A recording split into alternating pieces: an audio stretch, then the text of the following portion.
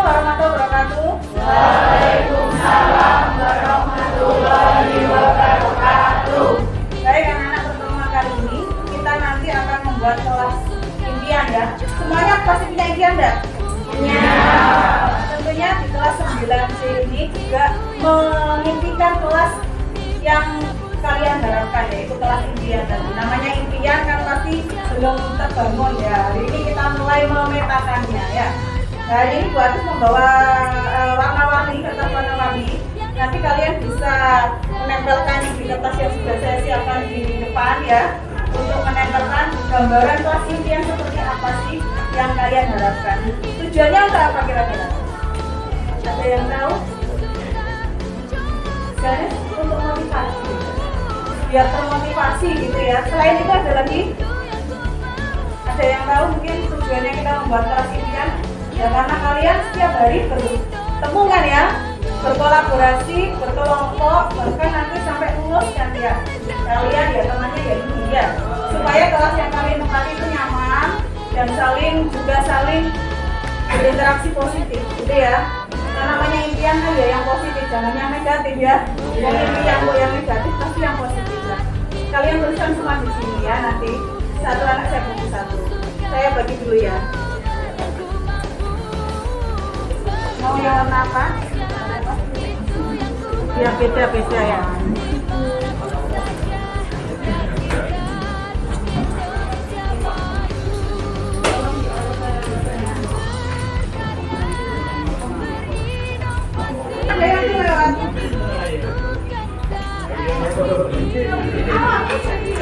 Sudah semua mendapat satu kertas ya.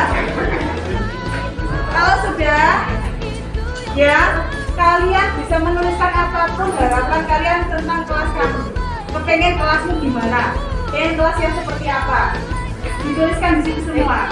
Nanti tidak usah diberi nama, tinggal ditempel-tempel di sini. Ya, silakan kalau sudah menulis bisa langsung ditempelkan di sini. Nanti kita rekap, kita tulis bersama di sini. Sebagai apa? Keyakinan kelas. Saya percaya kalau kelas yang ideal itu seperti ini ya. Kelas yang saling membantu, misal contoh kelas yang saling menghargai ya, jadi bebas kamu tulis seperti apa. Kelas yang kondusif, tidak saling membuli lah, bisa seperti itu contohnya ya.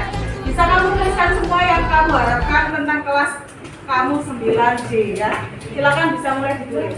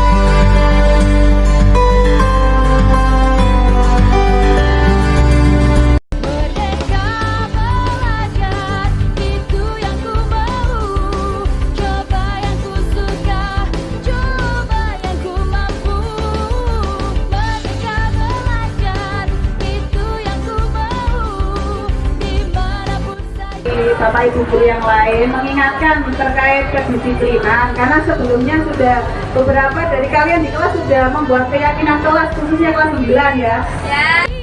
Kalian laksanakan sesuai dengan kesepakatan bersama ya, karena itu yang kita buat bareng-bareng, jadi yang itu kita percaya dan kita lakukan bersama. Terkait kedisiplinan juga sama, tolong sesuai dengan aturan di sekolah yang sudah ada terkait sepatu, seragam, dan rambut. Untuk khusus laki-laki ya, tolong dirapikan yang rapi sesuai dengan gaya anak sekolah yang seharusnya. Jadi tidak usah di model-model macam-macam ya. Kalau kalian ingin model nanti setelah kalian lulus dari sekolah atau mungkin sudah berkarir, silakan ya. Jadi itu saja, tolong keyakinan kelasnya dilaksanakan dan dievaluasi berkala bila ada. Silakan disampaikan ke wali kelas atau mungkin bapak ibu guru yang lain. Begitu saja anak-anakku. Terima kasih untuk perhatiannya. Itu saja tambahan dari Bu Agus. Untuk selanjutnya Pak Warso saya kembalikan sebelum itu saya mohon dulu terima kasih perhatiannya. Assalamualaikum warahmatullahi wabarakatuh. Bu Agus, tepuk tangan. Sekali lagi mengingatkan anak-anak. Saya awali dulu dengan salam Assalamualaikum warahmatullahi wabarakatuh. Terima kasih Bapak Ibu yang sudah tahu di sini. Izinkan saya di sini ingin sharing saja nih. Istilahnya itu karena saya tahu lebih dulu saja, yaitu saya ingin membagikan apa yang saya dapatkan dari pendidikan guru penggerak. Kebetulan saya angkatan 7 dan kali ini best practice yang sudah saya terapkan dan materinya terkait yaitu budaya positif baik di kelas maupun di sekolah. Jadi nanti sifatnya diskusi mawon. Nanti juga saya minta bantuannya Bapak Ibu semua di sini untuk terlibat juga supaya tidak dari saya saja karena namanya diskusi kan dua arah, betul. Baik, karena saya juga ingin nanti juga ditemani Pak Teknik untuk yang menyampaikan tentang inovasi pembelajaran, saya akan langsung menyampaikan terkait budaya positif. Oke. Tentunya kita pernah mendengar ya istilah budaya positif Bapak Ibu. Jadi istilah budaya positif dulu sempat disampaikan sebelumnya oleh Pak Mulyadi. Nah ini saya hanya menegaskan untuk terkait budaya positif pelaksanaannya di sekolah maupun kelas yang sudah saya coba praktekkan. Sebelum itu di sini ada beberapa submateri di dalam modul yang sudah saya pelajari. Ada di sini ada 6, yaitu yang pertama disiplin positif itu apa, kemudian hubungannya apa dengan nilai kebajikan, kemudian ada juga teori motivasi, hukuman juga penghargaan. Selanjutnya ada keyakinan kelas. Nah ini nanti bentuk salah satu bentuk keyakinan kelas seperti apa pelaksanaan di kelas, nanti ada cuplikan videonya. Kemudian ada juga kebutuhan dasar manusia. Pastinya semua manusia memiliki kebutuhan dasar dan nantinya kebutuhan itu yang juga akan berkaitan dengan orang lain. Jadi nanti bagaimana cara menjembatani agar kita mengganggu kebutuhan orang lain tapi kebutuhan kita bisa terpenuhi. Jadi nanti teorinya namanya ada restitusi, yaitu segitiga restitusi dan juga pelaksanaannya bagaimana saat penerapannya dalam layanan konseling, khususnya kita guru BK. Kalau ini sudah pernah dulu ya, sempat diterapkan Bu Sri ya, tentang kepalan tangan yang kepal. Istilah kita melindungi sesuatu yang kita yakini, dari yang kita yakini dalam genggaman tangan kita. Ketika kita dicoba untuk istilahnya dirayu oleh orang lain untuk membuka kepalan tangan, pastinya kita akan sebagaimanapun caranya mempertahankan. Jadi pertahanan agar tidak terbuka, walaupun dirayu, dikasih ini hadiah atau apapun, pastinya kita akan terus mempertahankan itu. Nah itulah yang dinamakan keyakinan. Nah itu bedanya kenapa kalau kita melaksanakan suatu perbuatan berdasarkan apa yang kita yakini, pasti akan lebih melaksananya dengan ikhlas dan juga melaksanakannya dengan ringan, tidak terpaksa. Ya mungkin simulasi saja nih. Mungkin bisa minta tolong Pak Agus dengan mungkin turun maju mendampingi di depan Bu sebentar untuk praktek sekilas simulasi tentang kepalan tangan. Kemarin pernah ya? Pernah dereng dipraktekkan sama Bu Sri. Kalaupun belum nanti untuk mereview ya yang dari Persop. Monggo Pak Agus nanti baris ya di depan sini Pak.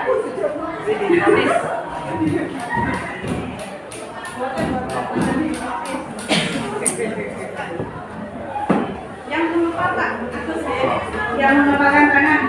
Pak Agus coba membayangkan nilai kebajikan yang Pak Agus sudah yakini. Misal contoh orang itu harus saling menghargai. Nah itu kan dengan yakini dulu kemudian dengan simpan di kepalan tangan panjenengan. Nah nanti turun mungkin bisa melobi bagaimana caranya Pak Agus sampai membuka tangannya. dengan dirayu, mungkin diiming-iming hadiah atau dikasih kopi susunya mungkin. Iya, monggo disimulasikan. Seandainya itu terjadi betul, Pak Agus apakah bisa membuka kepalanya itu dengan iming-iming dari itu? Silakan, monggo Pak. Ini apa Pak? Ini boleh lihat apa yang dengan genggam. Kenapa? Ini keyakinan saya. Saya kan juga pengen tahu Pak. Saya kan kepo. Saya kemudian. Ya. Saya mintanya apa? Oke. Siap. Terus dia reward. Kopi susu Pak. Ya, dulu Pak, ya hanya kamu saja.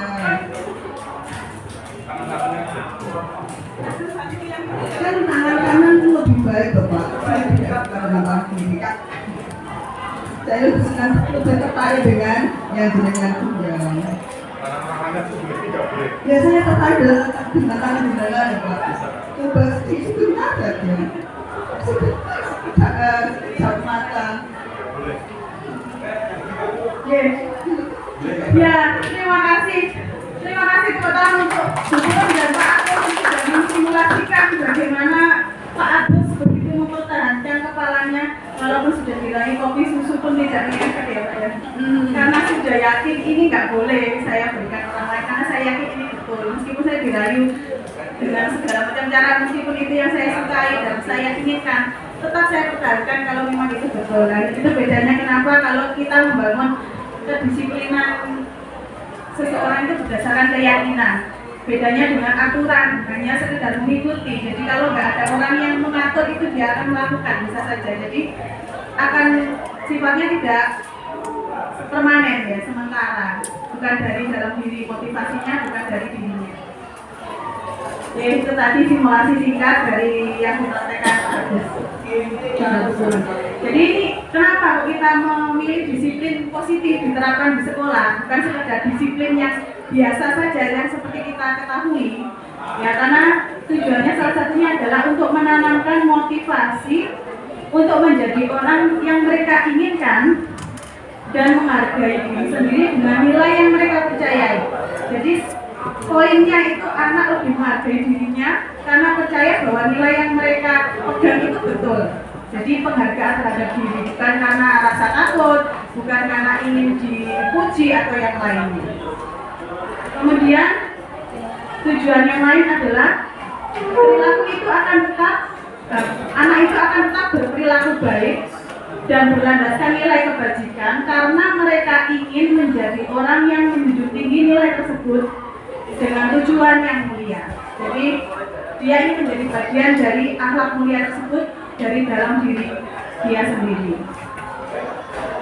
Nah itu juga sejalan dengan definisi merdeka menurut Ki Hajar Dewantara, yaitu merdeka yang artinya tidak hanya terlepas dari perintah orang lain, tapi juga cakap untuk memerintah dirinya sendiri.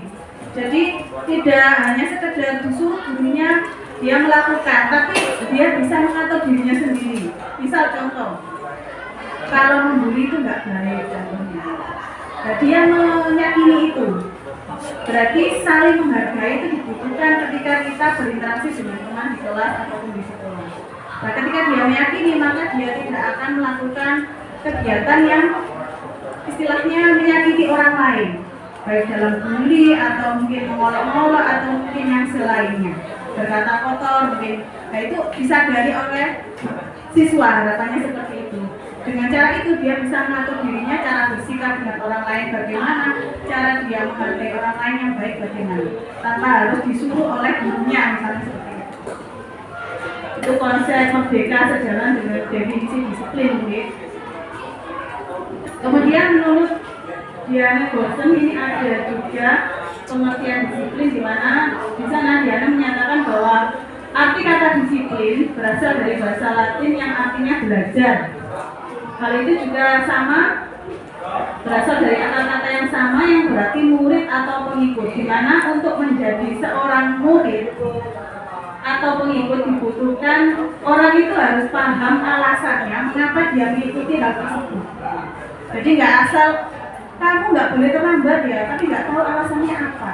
Akhirnya dia menjalankannya tidak dari hati, hanya karena ingin mendapat penghargaan. Oh kamu keren, nggak terlambat, hanya ingin mendapatkan ini mungkin itu, atau mungkin karena untuk menghindari ketidaknyamanan supaya tidak dihukum, supaya nggak dimarahi gurunya.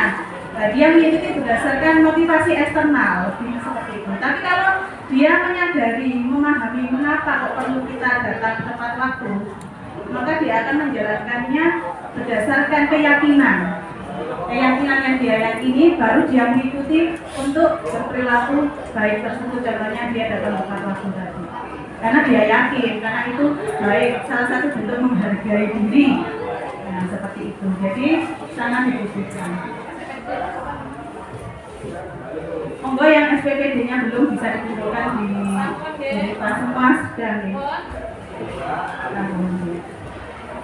Atau mau saya lanjutkan lagi. Jadi itu Bapak Ibu, jadi kalau kita melakukan segala perbuatan berdasarkan motivasi intrinsik dari dalam diri akan lebih bersifat permanen dan juga lebih sukarela menjalankannya tanpa beban atau rasa terpaksa.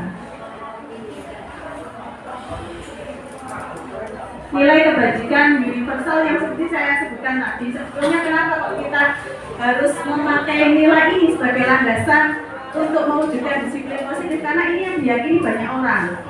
Kita percaya kalau itu baik sehingga dijadikan landasan untuk mengarahkan murid menjadi disiplin yang positif tadi. Nilai itu adalah sifat positif manusia yang merupakan tujuan mulia yang ingin dicapai oleh setiap individu. Itu arti dari nilai kebajikan universal. Jadi kalau dikaitkan dengan disiplin positif, bila nilai-nilai kebajikan ini kita terapkan, maka motivasi intrinsik yang akan terbangun oleh individu tersebut bukan berdasarkan dorongan dari orang lain, tapi dari keyakinan tadi. Itu menurut Diana Gosen pada tahun 98. Kemudian nilai itu seperti yang kita kenal, yang sekarang lagi marak P5 itu ya Bapak Ibu, profil pelajar Pancasila, salah satu nilainya ada 6 itu juga salah satu nilai kebajikan yang bisa kita masukkan dalam saat membangun disiplin positif di sekolah. Mulai dari beriman, bertakwa, karakter mandiri, bernalar kritis, berkebinekaan global, bergotong royong, kreatif dan sebagainya. Kemudian di sampingnya itu ada juga nilai-nilai yang menurut beberapa lembaga juga itu baik. Dari The Seven Essential ada beberapa nilai seperti yang sudah tertulis di slide itu ya. Suara hati, rasa hormat, toleransi, empati, dan lain sebagainya. Menurut ini The Virtual Project ini juga ada 40 nilai juga yang dianggap baik dan bisa kita terapkan dalam kehidupan sehari-hari, khususnya di sekolah. Misal nilai-nilai ini bisa kita masukkan dalam keyakinan kelas, anak-anak menyepakati, maka bisa diterapkan dalam membangun disiplin positif di sekolah. Ya, singkat-singkat nanti bisa saya bagikan slide-nya ya di grup Bapak Ibu supaya bisa dibaca lebih detail yang lain.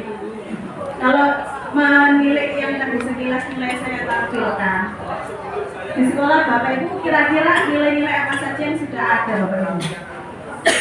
Yang sudah diterapkan mungkin di sekolah apa saja yang sudah ada di sekolah panjenengan? Disiplinan, religius kita, terus kedermawanan, saling membantu, memberi. Kira-kira nilai-nilai itu apakah sudah baik dan perlu dipertahankan? Perlu, kalau bisa malah ditambah ya Bapak Ibu. Itu tadi ada referensi nilai-nilai banyak dari beberapa yang ditampilkan, itu bisa kita ambil kalau memang ingin istilahnya menambahkan nilai kebajikan yang akan kita terapkan sebagai basic dalam membangun disiplin positif. Monggo bisa ditambahkan sesuai kebutuhan sekolah masing-masing ya. Sampai di sini dulu, sebelum saya lanjut mungkin ada yang ditanyakan Bapak Ibu. atau saya terlalu cepat ya. Saya selalu kadang tidak menyadari, kadang ngomong itu kecepatan gitu. Monggo dipun instruksi mangke. Adakah yang mungkin saya terlalu cepat dan perlu saya perjelas Bapak Ibu sebelum lanjut? Pripun sampun dipahami kan? Bukan tadi nggih, mangke kita langsung praktek saja nggih. Nanti ada prakteknya untuk langsung gimana sih membedakan teori-teori yang sudah disampaikan tadi. Mungkin kita baru mengenal atau mungkin baru mendengar atau mungkin ada yang sudah tahu, mungkin bisa saling melengkapi mungkin ya. Saya lanjut dulu malam nggih, Pak Ibu. Monggo kalau nanti saya kecepatan di instruksi nggih, saya mohon berkurangnya kadang tidak menyadari kalau sudah ngomong. Baik, saya lanjutkan. Tadi kita sudah membahas tentang nilai kebajikan, kenapa kita perlu membangun disiplin positif. Kembali lagi, sekarang teori motivasi itu pentingnya apa sih? Motivasi intrinsik terbangun ketika kita melakukan sesuatu. Kemudian hukuman dan penghargaan, apakah itu efektif untuk membangun kedisiplinan anak? Dan restitusi itu yang seperti apa? Selama ini kita mendengar istilahnya saja, penerapannya bagaimana? Itu nanti saya akan tayangkan di slide selanjutnya. Menurut Diana Bosen ini ada 3 motivasi yang terbangun dari manusia. Yang pertama adalah untuk menghindari ketidaknyamanan atau hukuman. Tadi sempat saya singgung. Jadi anak berperilaku tidak terlambat karena dia takut dihukum gurunya, karena dia takut diolok temannya. Jadi rasa tidak nyaman itu yang membuat si anak melakukan perbuatan tersebut. Itu yang motivasi yang pertama. Jadi motivasi untuk menghindari ketidaknyamanan karena dia ingin menghindari itu, akhirnya dia melakukan hal tersebut atau perbuatan tersebut. Nah itu berarti motivasi yang pertama. Kemudian karena ingin mendapatkan imbalan atau penghargaan dari orang lain. Ya, contohnya tadi dia menjawab soal ke depan karena ingin mendapatkan ujian saja, karena ingin mendapatkan, misalkan dikasih ini gurunya, ayo yang bisa jawab soalnya nanti kalian dapat ini ya, dapat coklat dari guru ya, kayak gitu contohnya. Atau nanti dapat snack ini dari guru ya kalau bisa jawab, kalau mau maju ke depan. Jadi motivasi yang terbangun itu karena ingin mendapatkan reward atau penghargaan saja, tidak fokus karena memang dia ingin menjawab soal itu, karena dia bisa akhirnya dia menjawab, bukan berdasarkan intrinsik dari dirinya, tapi juga ada pengaruh motivasi dari orang lain, contohnya dari hadiah yang diiming-iming ditawarkan lagi. Nah itu untuk motivasi yang kedua. Kemudian motivasi yang ketiga adalah motivasi untuk menjadi orang yang mereka inginkan dan menghargai diri sendiri dengan nilai yang mereka percayai. Nah yang ketiga ini adalah motivasi yang terbangun ketika kita sudah menerapkan disiplin positif tadi. Jadi bila sudah diterapkan, maka motivasi yang muncul adalah motivasi dalam diri anak sendiri. Dia ingin tidak terlambat karena dia ingin menghargai dirinya supaya dia bisa lebih menghargai dirinya, karena itu dia tidak datang terlambat. Jadi dia datang tepat waktu karena dia tidak ingin apa istilahnya tergesa-gesa merasakan dirinya kurang menghargai dirinya begini. Kalau dia menghargai dirinya maka dia datang tepat waktu, salah satu caranya.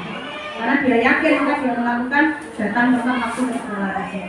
Jadi itu bedanya motivasi yang terbangun dari dalam diri bila anak itu sudah memahami konsep disiplin positif tadi dan meyakini nilai tersebut adalah baik.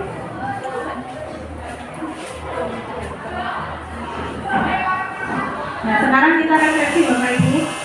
Coba dari singkat yang saya sampaikan tadi kira-kira, coba kita berpikir bersama. Kira-kira pernahkah Bapak Ibu mengalami situasi seperti ini?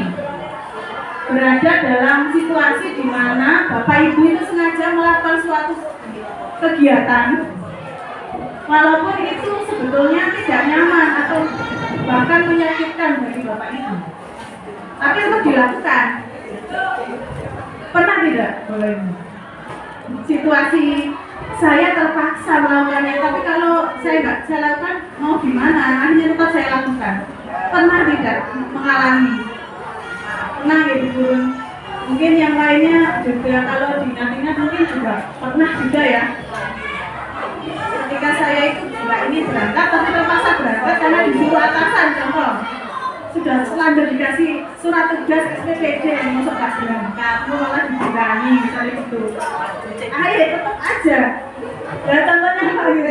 Saya disuruh daftar, ya kan nggak daftar nanti saya diminta keterangannya mau dikasih pembinaan sendiri misalnya gitu. Akhirnya mau nggak mau tetap daftar ya Pak Teguh ya. Nah itu mungkin motivasi yang terbangun akhirnya berbeda dengan mungkin karena untuk menghindari ketidaknyamanan mau nggak mau sih lakukan aja. Nah, itu pernah dialami pasti ya. Atau mungkin sebaliknya Bapak Ibu,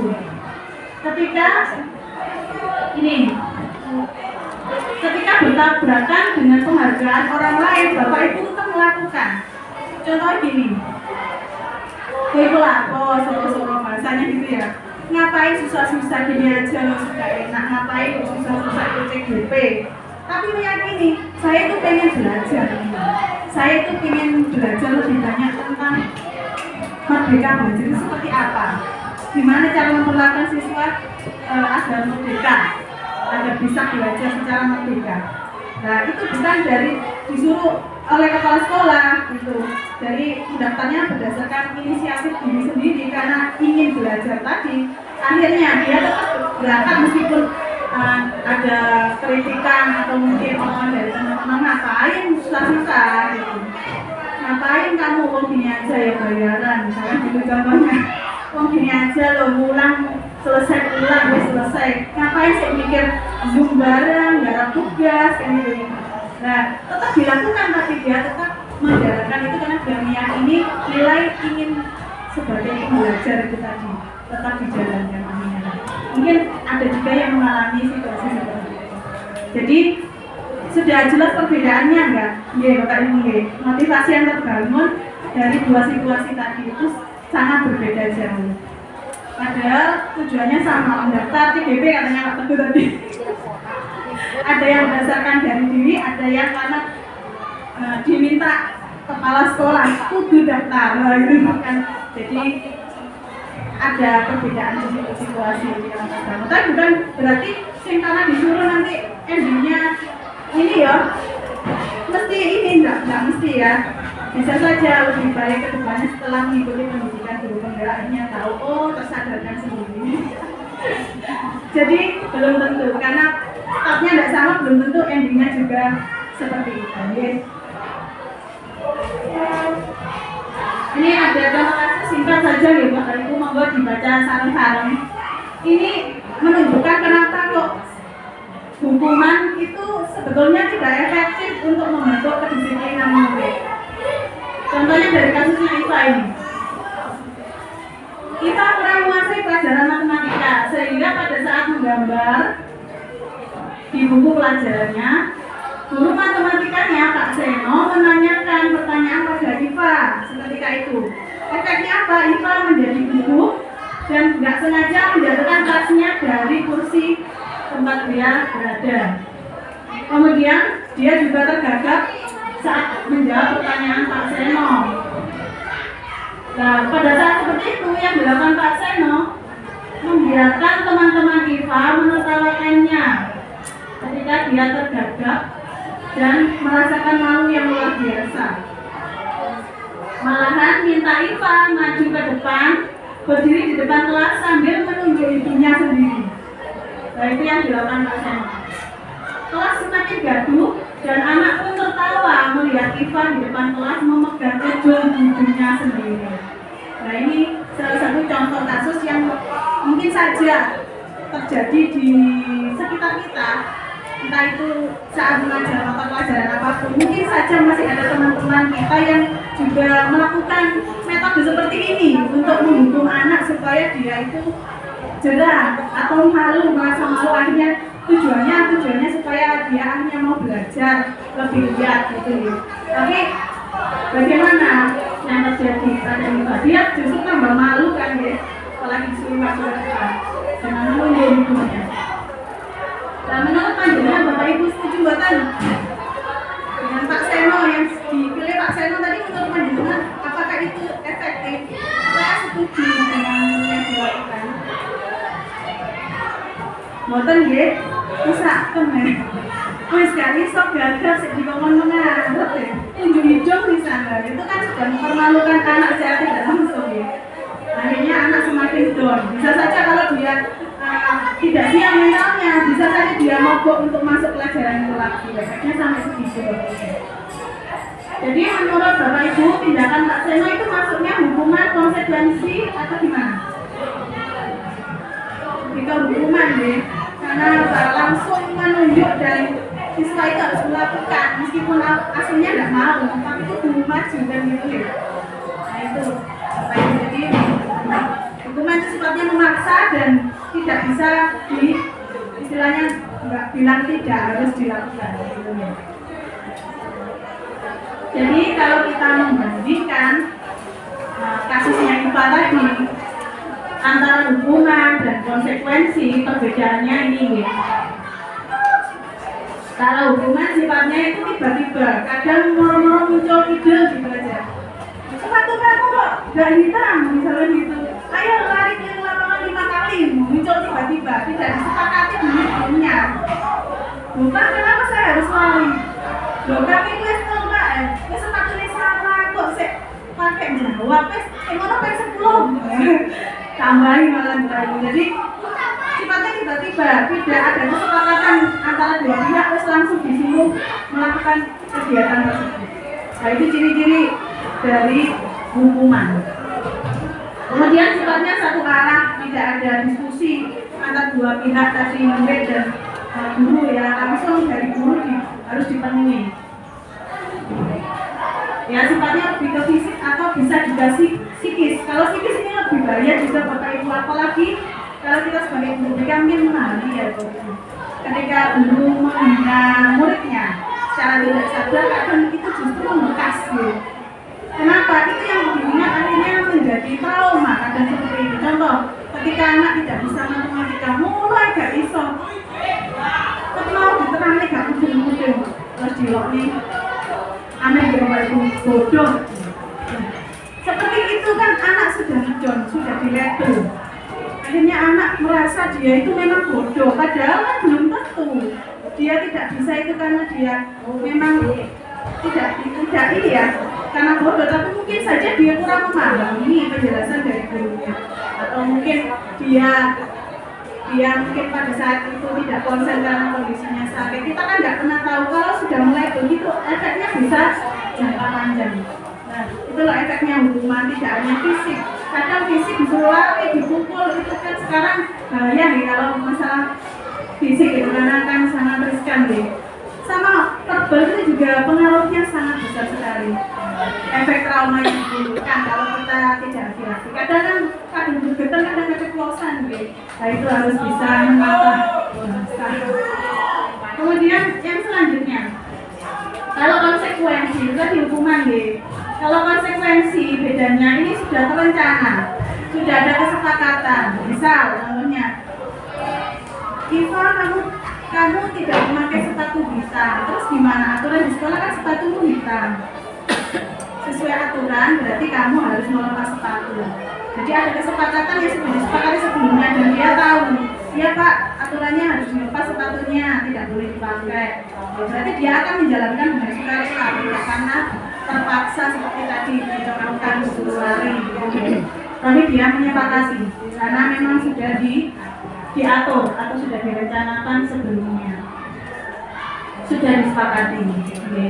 Kemudian diberikan berdasarkan data yang umumnya dapat diukur.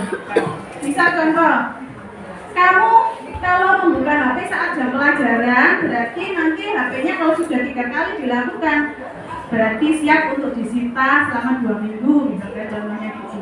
Nah, berarti itu kan bisa diukur. Kalau sudah 3 kali anak membuka HP saat dia diajar di kelas, saat ada gurunya mengajar, maka siap untuk disita HP-nya selama 2 minggu. Itu sudah disepakati dan dibicarakan dengan murid di kelas. Jadi murid itu menyepakati aturan itu, tidak serta-merta ditulis terus kudu ini. Nah itu namanya aturan BKB. Kalau konsekuensi itu lebih ke 2 arah dan disepakati oleh 2 pihak. Jadi bisa diukur juga berapa kali perbuatan itu dilakukan. sehingga mendapatkan konsekuensi, ya itu bisa dihukum.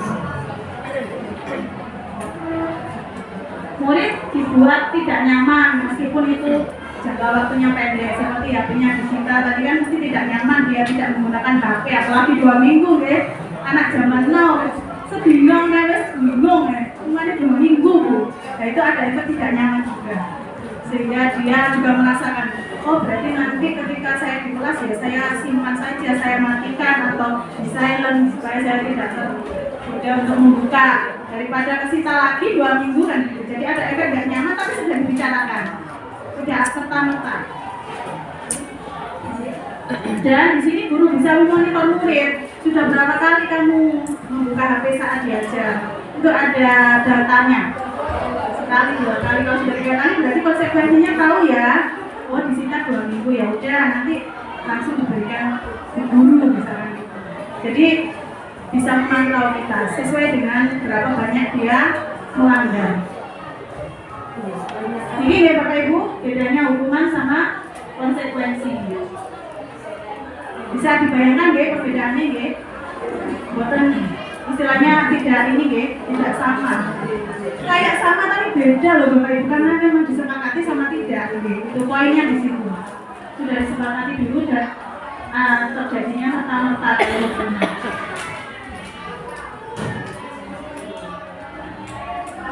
Nah, seperti yang saya sebutkan tadi, ternyata Bapak Ibu penghargaan itu juga tidak efektif untuk membentuk disiplin positif. Kita selama ini menyangka dengan memberikan reward, iming-iming kepada anak untuk melakukan sesuatu itu juga positif.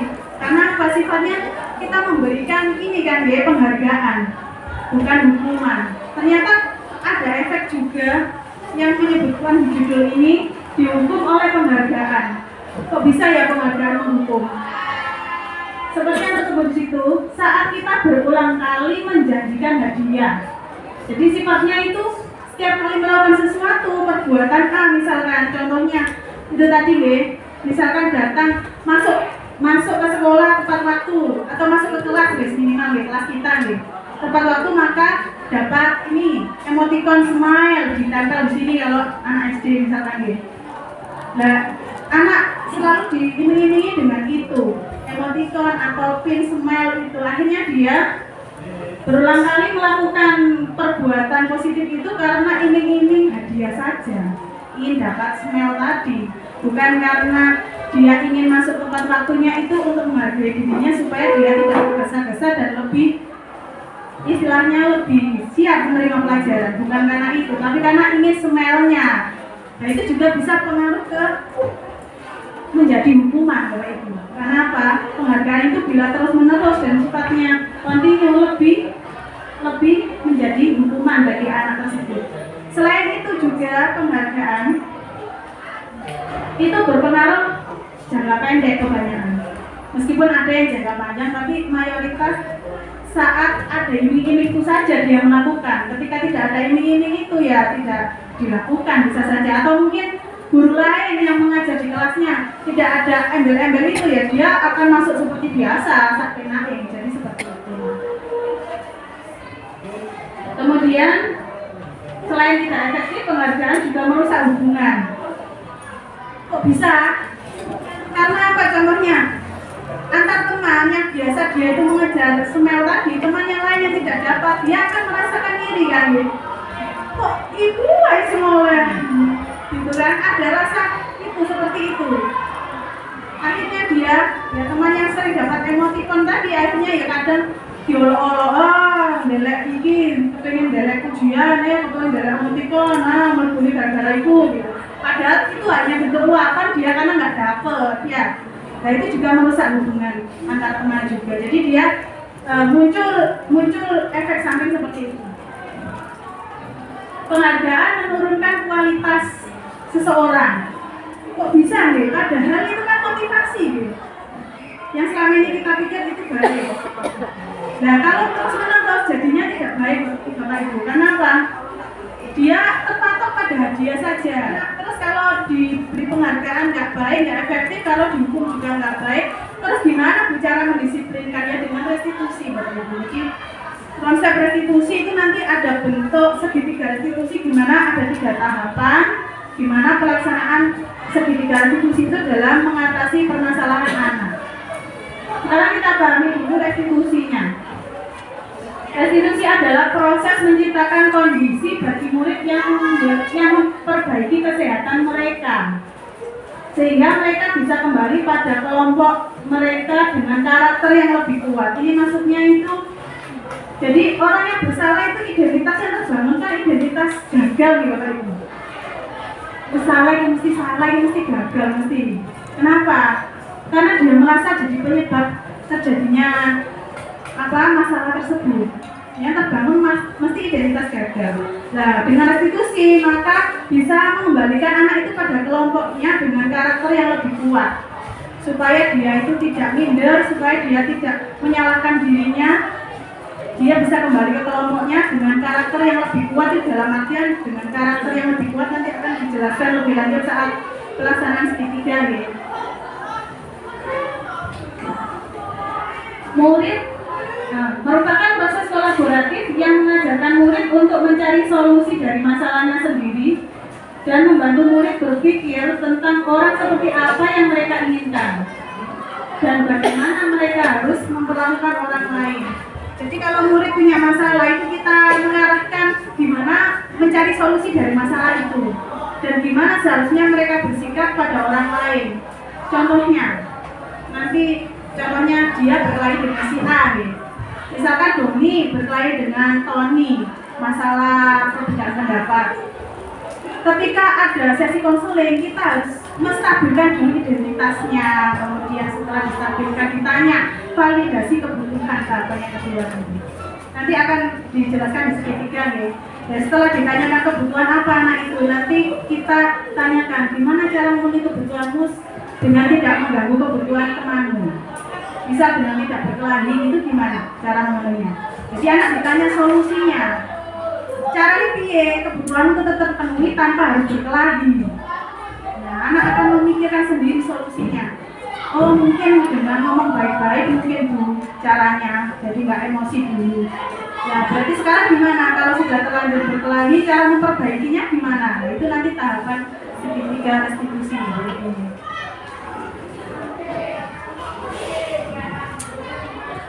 Jadi tujuannya kenapa kita menggunakan segitiga restitusi dalam penanganan masalah atau konseling, yaitu salah satunya ada 3 ini, agar kita mengetahui restitusi sebagai salah satu cara untuk menanamkan disiplin positif pada murid.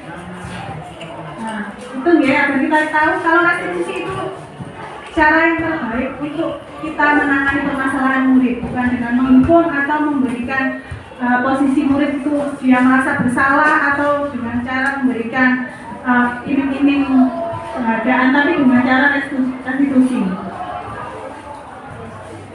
Kita bisa menerapkan restitusi dalam membimbing murid agar bisa berdisiplin positif dan menjadi murid yang merdeka. Jadi kita tahu tahapannya agar bisa mengarahkan murid ketika dia menghadapi masalah. Tujuannya itu kita memahami tahapan segitiga restitusi. Yang terakhir, guru bisa menganalisa dengan sikap reflektif setiap penerapan disiplin yang sudah dilakukan. Jadi, nah ini Bapak Ibu yang saya jelaskan lesan tadi, ini gambaran restitusi, segitiga restitusinya ya. Ada 3 sisi di sini, di mana sisi yang pertama itu adalah tahapan menstabilkan identitas. Jadi tahapan menstabilkan identitas ini adalah tahapan yang pertama kita lakukan ketika menghadapi anak yang punya masalah. Di mana kata-kata yang mungkin saja bisa kita gunakan atau kita pakai ketika tahapan ini adalah ini. Setiap orang itu pasti pernah melakukan kesalahan. Nah, jadi kamu nggak usah merasa hanya kamu yang pernah bersalah. Kabeh tahu salah, istilahnya gitu deh. Jadi anak yang identitas gagal karena dia sudah salah tadi, bukan terus kita istilahnya malah dideluk-deluknya atau dilokne gitu. Awakmu maneh, bolak-balik kok awakmu meneh sing kepengin nggadhahi rame wae. Sakjane meneng gak iso ta. Wis salah, tambah diteluk-teluk nih, malah identitasnya terbangun semakin gagal dan dia semakin tidak percaya diri dan merasa semua penyebabnya adalah dia. Jadi fungsinya restitusi itu kita stabilkan dulu identitas gagal dia tadi, ditunjukkan kalau semua orang itu pernah salah. Nah, jadi gak hanya sampean yang salah. Nah, kamu melakukan ini pasti punya alasannya, itu nanti di tahapan kedua. Oke, validasi tindakan yang salah. Tahapan kedua yaitu dimana setelah terbangun bahwa tidak hanya dia yang pernah melakukan kesalahan. Tahapan yang kedua yaitu memvalidasi kebutuhan. Kira-kira kebutuhan anak ini apa sih yang ingin dia penuhi sehingga dia rame di kelas? Atau contoh gini, guru matematika menerangkan dia tidur di kelas. Alasannya ketika ditanya, lah saya bosan ya Bu. Contohnya gitu. Lah berarti dia punya kebutuhan apa yang belum terpenuhi? Nah, belum saya jelaskan ya tadi tentang kebutuhan dasar. Jadi kebutuhannya ini dipenuhi karena bosan, berarti dia kebutuhan akan bisa kebebasan, bisa karena kesenangan, ingin bersenang-senang, tidak hanya mendengarkan seperti sekarang gitu. Habis ini kita bergerak supaya nggak mendengarkan terus, supaya kebutuhan lainnya juga terpenuhi gitu.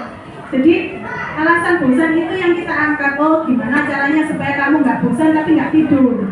Nah itu baru ditanyakan ketika di sisi ketiga, yaitu menanyakan keyakinan pada anak dengan kata-kata. Nah, mungkin ada kesepakatan sebelumnya di kelas. Kalau di kelas diajar harus semangat, misalkan gitu. Nah itu nanti kita kembalikan lagi. Kesepakatan di kelas kemarin apa sih soal pelajaran, saat mengikuti pelajaran, mengikuti kelas dengan semangat ya. Supaya kamu tidak bosan tapi tetap semangat, gimana caranya? Ya diajak main-main gitu Bu, misalkan gitu jawabannya. Berarti nanti bisa memberikan ini ya, memberikan masukan pada guru tersebut untuk menambah metode bermain saat dia di kelas, tidak hanya ceramah, kan ya. Atau kamu ingin menjadi orang yang gimana sih? Nah itu kata-kata yang bisa kita gunakan ketika sudah pada tahapan yang ketiga, yaitu menanyakan keyakinan. Jadi segitiga restitusi ini loh tahapan yang mungkin saja kita sudah menjalankan Bapak Ibu, entah itu sebagian atau mungkin sudah utuh segitiga ini.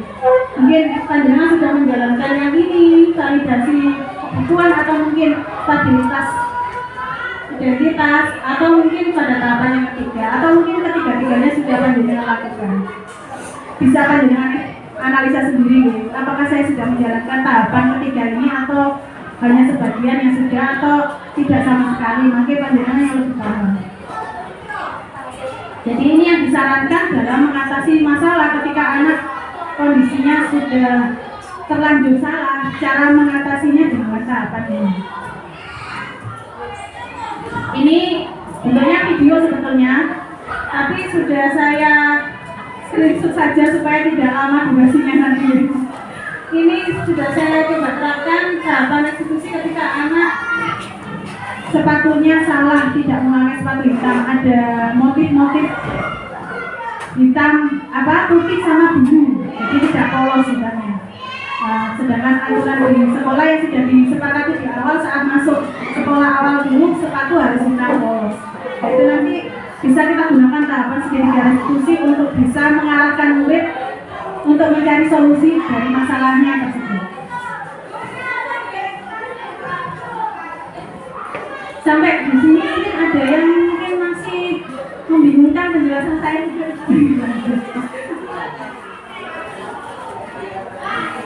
Ya, jadi kalau kita melihat menurut William Glasser dalam teorinya choice theory, ada 5 Bapak Ibu kebutuhan dasar manusia. Yang pertama adalah kebutuhan bertahan hidup, jadi kebutuhan yang pasti dimiliki semua orang. Nah, karena kebutuhan ini dasar guys untuk bisa bertahan hidup, contohnya dengan makan, keselamatan, keamanan. Kebutuhan selanjutnya adalah kasih sayang. Kebutuhan kasih sayang, kemudian ada juga kebutuhan kebebasan, seperti yang saya contohkan tadi.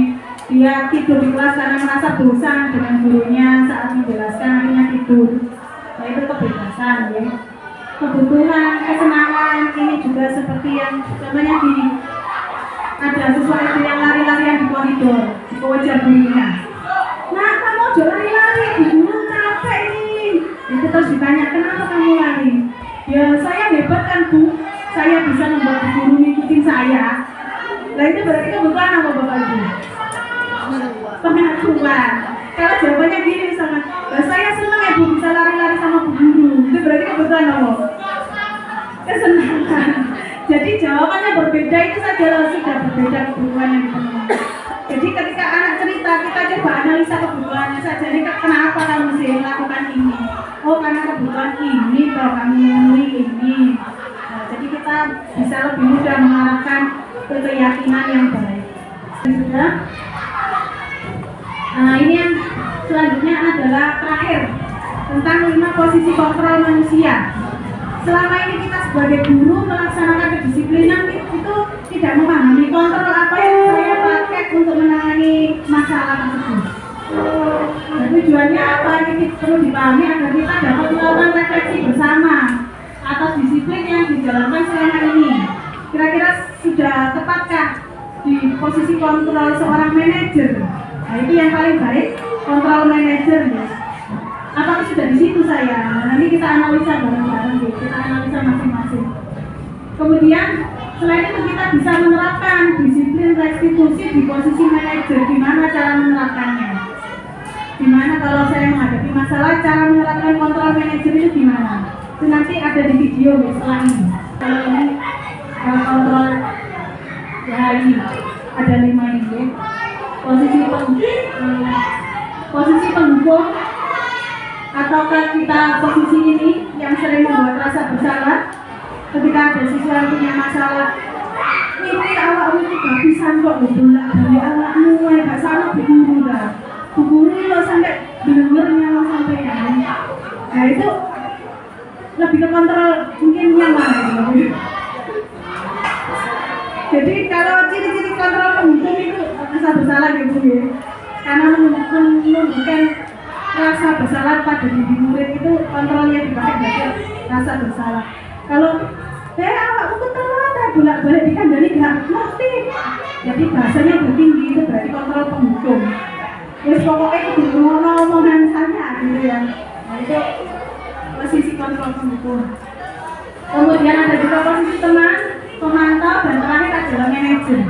Untuk lebih jelasnya kita saksikan videonya saja nih.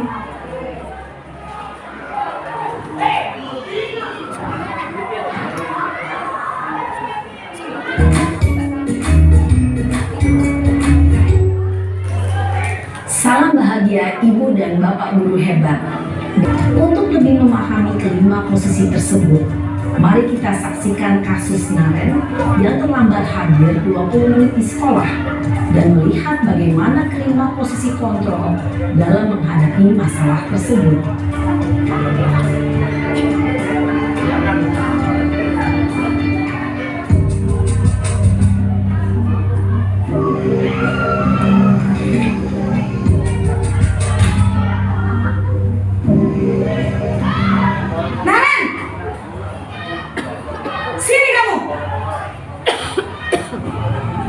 Selamat pagi Bu. Selalu terlambat. Kamu deh pasti terlambat. Maaf Bu, saya Apa? Apa coba? Alasan kamu apa lagi? Kapan sih kamu tidak terlambat?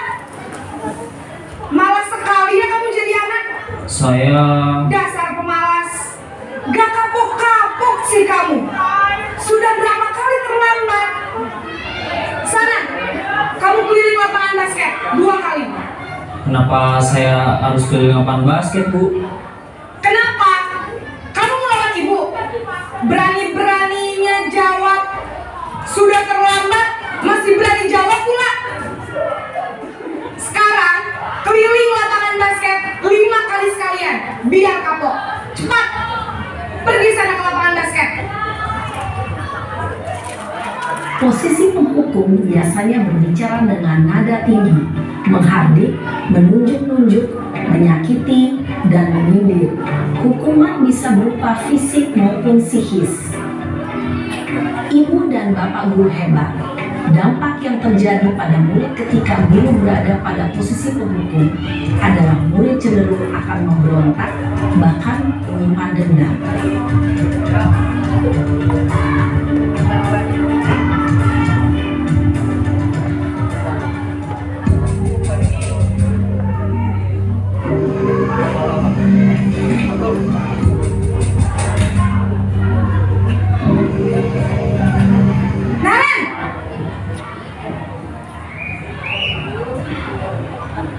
Selamat pagi, Bu. Naren, kamu kenapa terlambat lagi, nak? Ya Tuhan, Naren, kamu senang ya bikin ibu susah ya? Kalau kamu terlambat lagi, nanti ibu yang ditegur bapak kepala sekolah, nak. Disangka ibu tidak bisa membina kamu. Duh, gimana ini? Maaf, Bu. Duh, Gusti Naren, kamu suka ya kalau ibu ditegur bapak kepala sekolah? Terus, sekarang ibu harus tulis apa ini di buku absen? Ini kamu sudah sering terlambat loh. Ibu harus apa coba? Maaf, Bu. Maaf sekali. Ya sudah, lain kali jangan bikin ibu susah lagi ya, nak ya. Ibu tidak akan kuat lagi kalau kamu gini terus. Bisa jantungan kalau ibu tegur bapak kepala sekolah. Sana cepat kelas. Maaf ya, Bu. Maaf sekali. Posisi pembuat rasa bersalah berbicara dengan nada tenang, cenderung lembut. Namun kata-kata yang diutarakan membuat murid merasa menjadi orang yang gagal, memandang buruk dirinya sendiri, merasa tidak berharga, dan tidak sanggup membahagiakan orang lain. Ketika guru mengambil posisi pembuat rasa bersalah, murid akan menganggap dirinya yang bersalah dan ia akan menyimpan emosi negatif tersebut di dalam dirinya.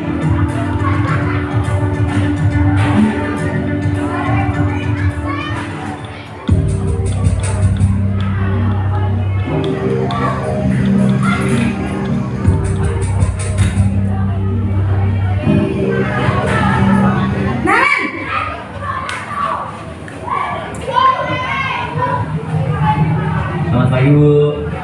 Wah, sudah jam berapa ini, nak? Terlambat lagi ya, sayang. Iya, Bu.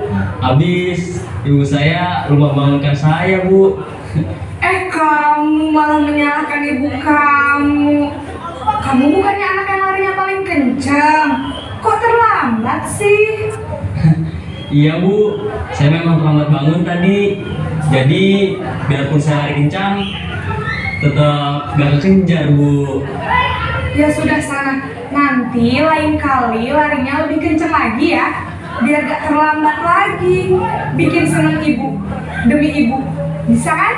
Bisa lah, Bu. Ya sudah sana masuk kelas. Ibu beresin urusan absen kamu. Kamu ini ada-ada saja.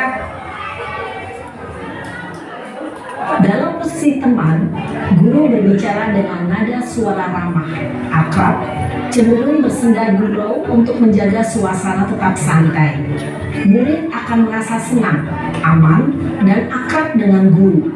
Identitas yang tercipta adalah identitas sukses atau berhasil. Namun, perlu diingat, karena ini masih dorongan eksternal, maka ada faktor ketergantungan dari murid kepada orang tertentu. Di sini guru absennya, sehingga di lain waktu murid bisa berperilaku baik, namun hanya kepada orang-orang tertentu saja.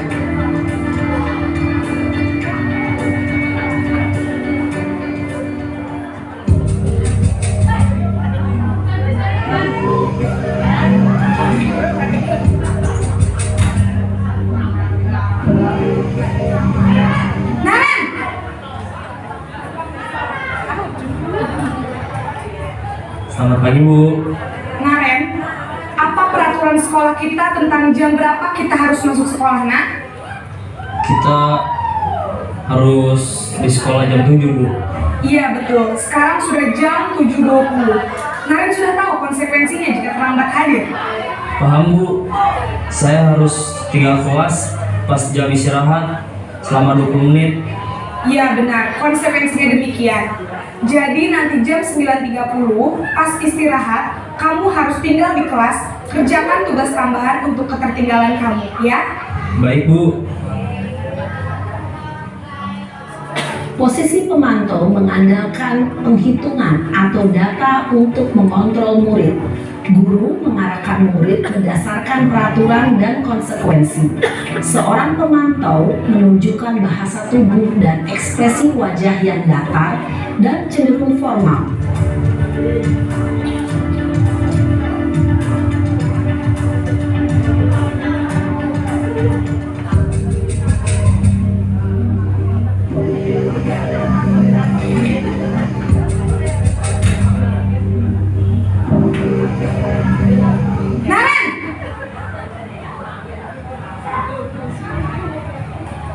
Selamat pagi Bu. Selamat pagi Naren. Maaf Bu, saya terlambat. Iya, sekolah masuknya jam 7, sekarang sudah jam 7.20. Jadi sekarang bagaimana ini Naren? Maaf Bu, saya lupa setel alarm saya semalam. Baiklah, menurut kamu, keyakinan sekolah yang mana yang perlu kamu tingkatkan? Menghargai diri sendiri dan orang lain mungkin ya Bu. Setuju. Jadi, apakah Naren meyakini prinsip saling menghormati tersebut? Iya Bu, saya meyakininya. Apakah Naren bersedia memperbaiki masalah keterlambatan ini? Bersedia Bu. Bagaimana kamu akan perbaiki masalah keterlambatan ini? Saya akan coba untuk tidak lupa menyetel alarm saya Bu. Baik, kalau Naren lupa menyetel alarm di rumah, ada orang yang kira-kira bisa bantu mengingatkan tidak? Ada Bu, kakak saya, Kak Ema. Ada lagi selain Kak Emma? Selain Kak Ema, ada ibu saya. Baik, jadi yang mengingatkan Naren adalah Kak Emma dan ibu kamu ya? Kira-kira akan mulai setel alarm kapan nih Naren? Setelah pulang sekolah, akan segera saya lakukan. Baik, jadi Naren akan setel alarm untuk bangun besok pagi dan akan diingatkan oleh kakak dan ibunda Naren ya. Ada lagi yang mungkin perlu dilakukan Naren agar tidak terlambat bangun lagi? Tidak ada Bu. Baik Naren, terima kasih untuk kerjasama kamu. Sekarang kamu perlu kembali ke kelas untuk belajar. Baik Bu, terima kasih. Posisi manajer adalah posisi kontrol yang disarankan untuk membimbing murid memiliki sikap disiplin yang positif, yaitu murid yang mandiri, bertanggung jawab, dan dapat memecahkan masalah. Tujuan dari posisi ini adalah agar murid dapat berefleksi atas tindakannya. Guru akan dengan tulus memberikan pertanyaan-pertanyaan bermakna, sehingga membuat murid dapat belajar dari kesalahannya dan mencari sebuah solusi untuk menyelesaikannya. Ibu dan Bapak guru hebat, setelah mengamati adegan kelima posisi kontrol tadi, kira-kira posisi mana yang paling ideal? Posisi mana yang dapat menunjang motivasi intrinsik murid? Ya, tentu posisi manajer. Posisi ini memang posisi ideal yang ingin dituju setiap pendidik. Pada posisi inilah, guru dapat menerapkan disiplin positif yang berpihak pada murid, yang memerdekakan murid. Perjalanan seorang pendidik tentunya tidak mudah untuk sampai pada posisi seorang manajer. Namun, tujuan kita pasti, yaitu menciptakan murid-murid yang mandiri, merdeka, dan bertanggung jawab. Semoga penggambaran 5 posisi kontrol yang telah diperlihatkan ini dapat menjadi ajang refleksi bagi kita semua, agar dapat terus mengasah dan menerapkan disiplin positif yang memerdekakan murid. Mari terus berlatih dan bersemangat. Selamat menerapkan. Salam dan bahagia, Ibu dan Bapak guru hebat.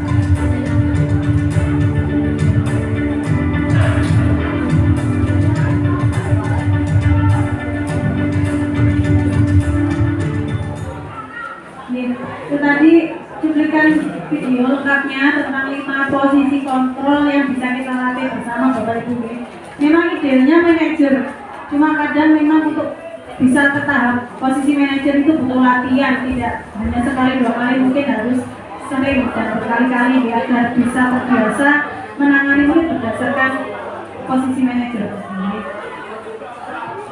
Selanjutnya, ini keyakinan kelas yang sudah saya coba terapkan di kelas, singkat saja karena mungkin supaya tidak terlalu lama kita bisa saling diskusi guys. Ini guys, sifatnya lebih abstrak, pernyataannya universal, senantiasa dalam bentuk kata-kata positif. Jadi tidak ada negatifnya yang dituliskan dalam keyakinan kelas itu, lebih ke contoh saling menghargai sesama teman, saling membantu, saling peduli pada teman. Tidak dituliskan ini tidak membuli. Jadi kata-kata negatifnya itu tidak ada kata tidak atau yang negatif, lebih ke universal sifatnya kata-kata yang positif yang tertulis di keyakinan kelas. Sebenarnya tidak terlalu banyak item, tapi bisa dijalankan dan diingat oleh semua warga kelas. Jadi tidak terlalu banyak membuatnya 1-5 gitu, tidak apa-apa, yang penting dijalankan. Semua warga kelas harus ikut berkontribusi dalam menyusun. Jadi tidak hanya guru saja yang menulis langsung, kalau langsung ditulis oleh guru sifatnya aturan ya, dari guru saja. Tapi kalau kita komunikasikan dengan murid, maka itu sifatnya keyakinan karena disepakati bersama. Kemudian bersedia meninjau kembali keyakinan kelas itu dari waktu ke waktu. Tidak hanya dibuat sekali untuk seterusnya 1 semester. Bisa saja berubah sesuai dengan kebutuhan masing-masing. Misalkan tidak efektif, harus direvisi lagi, bisa direvisi kembali bersama-sama. Jadi tidak sekali untuk seterusnya ya, bisa berjalan sembari kita evaluasi bersama untuk bisa selalu direvisi secara berkala. Ini singkat saja guys, saya video yang sudah saya coba keyakinan kelas, yang sudah saya coba terapkan di kelas. Assalamualaikum warahmatullahi wabarakatuh.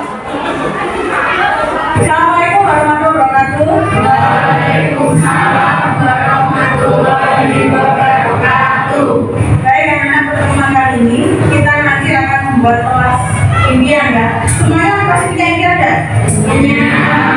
Tentunya di kelas 9C ini juga mengimpikan kelas yang kalian harapkan, yaitu kelas impian tadi. Namanya impian kan pasti belum ketemu ya. Hari ini kita mulai memetakannya ya.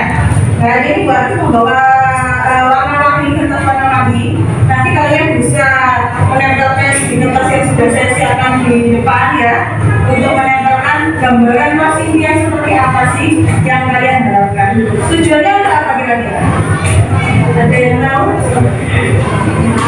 Sekarang untuk motivasi, biar termotivasi gitu ya. Selain itu ada lagi, ada yang tahu mungkin tujuannya kita membuat kelas impian ya, karena kalian setiap hari bertemu kan ya, berkolaborasi, berkelompok, bahkan nanti sampai lulus kan ya, kalian ya temannya ya, supaya kelas yang kalian ini nyaman dan saling berinteraksi positif gitu ya. Karena namanya impian ada yang positif, jangan yang negatif ya. Jadi yang negatif pasti yang positif kan. Kalian tuliskan semua di sini ya, nanti satu. Saya begini. Itu Bapak Ibu prosesnya saya menyusun keyakinan kelas. Setiap kelas yang saya angkut, setiap kelas yang saya angkut saya ajak membuat keyakinan kelas di awal sebelum proses pembelajaran juga atau layanan dimulai. Jadi di semester ganjil ataupun bisa kita revisi sesuai dengan kebutuhan, guys. Ini contoh proses di kelas lain yang juga saya terapkan sama hasilnya. Jadi di kelas 9 kebetulan Bapak Ibu saya diberikan bagian kelas 9, jadi seluruh kelas 9 saya ajak membuat ini semua keyakinan kelas masing-masing, di mana setiap kelas tidak sama, tergantung kebutuhan kelas masing-masing. Jadi itu salah satu contoh kita mencoba menerapkan disiplin positif dengan membuat keyakinan kelas. Salah satu upaya kita membangun disiplin positif dari kelas. Jadi di kelas sudah diberikan keyakinan kelas, kemudian ditambahkan mungkin pembiasaan positif di sekolah yang bisa kita kerjasama dengan seluruh warga sekolah untuk kontinu menerapkannya. Mungkin di sekolah Bapak Ibu juga sudah ada, atau mungkin ada yang belum, bisa saling melengkapi, jadi kita adopsi bareng-bareng. Cirinya pembiasaan positif sifatnya rutin dan teratur, serentak dilakukan bersama dan terjadwal, konsisten dan terus menerus, tidak 1-2 hari selesai, tapi seterusnya kalau bisa tiap hari.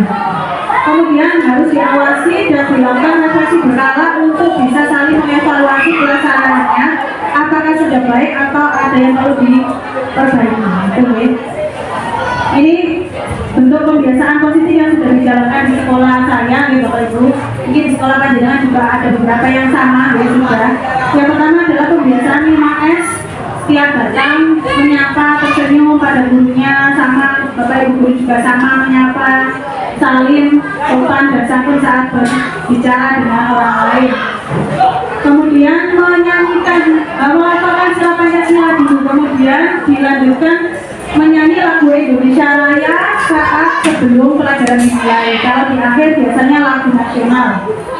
Kemudian setelah menyanyi Indonesia Raya biasanya dilanjutkan dengan ini, membaca surat pendek atau juz amma Bapak Ibu sebelum pelajaran dimulai.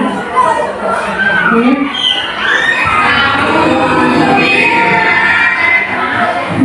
Supaya tidak terlalu lama. Jadi intinya kebiasaan bisa kita terapkan di sekolah masing-masing sesuai kebutuhan. Ada juga tambahan kemarin yang sudah berjalan 1 semester ini adalah bimbingan akhlak. Nah itu dilakukan setiap hari, terjadwal bergantian setiap kelas, dari kelas 8A sampai C itu hari Senin, misal D sampai F hari Selasa. Jadi secara bergantian nanti setiap kelas pasti mendapat jadwal bimbingan akhlak. Itu tujuannya untuk menambah nilai religius juga, untuk menambahkan karakter positif anak setiap minggunya. Dan ini Bapak Ibu kita pada sesi sharing, karena dari tadi saya ngomong mungkin benar ya, kita coba sharing bareng ya Bapak Ibu. Di sini saya membawa hanya sebagian yang mungkin nanti monggo saling diisi saja. Di sini saya siapkan untuk berlatih bareng Bapak Ibu tentang 5 posisi kontrol. Seperti yang dilihat tadi di video, ada posisi pendukung, pemantau, pembuat rasa bersalah sampai manajer. Ini nanti monggo panjenengan bisa memetakan sendiri, mengisi berdasarkan respon ini kira-kira di posisi mana. Saya gantikan aja sambil ngomong ya.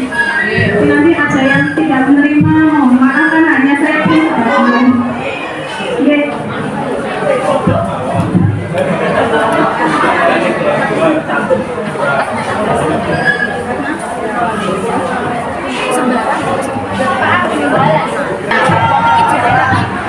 Dia membawa posisi kanan di posisinya. Jadi misalnya kita kata posisi apa? Posisi pendukung, pemantau atau manajer langsung dimulai sampai kanan. Nanti kita bisa cek bareng-bareng dengan Endo. Karena nanti setelah ini akan sesi refleksi, saya minta tolong Bu Rita nanti untuk membagikan linknya di grup ini. Ini satunya sebetulnya ada dialog cara menerapkan restitusi, ini ada dialognya sebetulnya. Nanti kalau penjenengan kesannya monggo di depan ada 5 lembar. Sambil mengisi Bapak Ibu saya tampilkan untuk yang refleksi linknya nanti bisa di sama Bu Rita.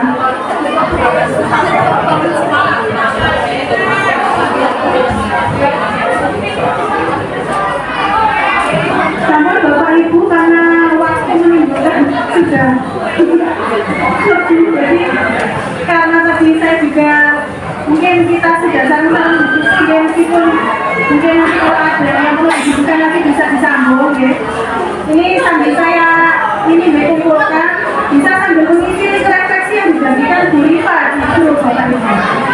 Ya, terima kasih Bapak Ibu atas perhatiannya. Ini nanti saya kumpulkan setelah saya tutup malam ya, karena banyak yang masih proses.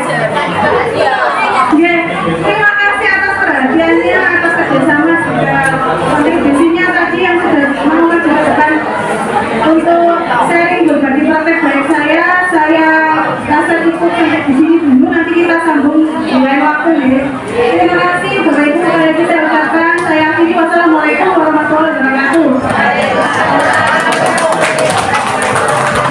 Semoga bermanfaat dan bisa dicoba di sekolah masing-masing. Saya kembalikan ke Bu Siti.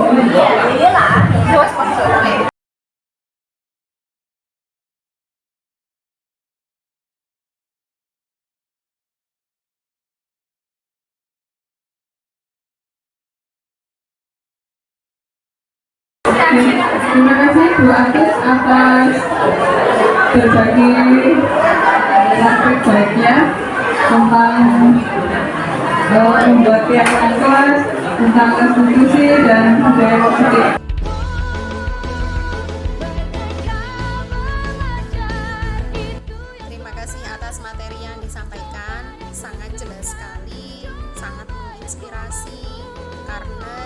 disertai dengan contoh-contoh dan penjelasan-penjelasan yang sangat mudah sekali dipahami dan dilaksanakan.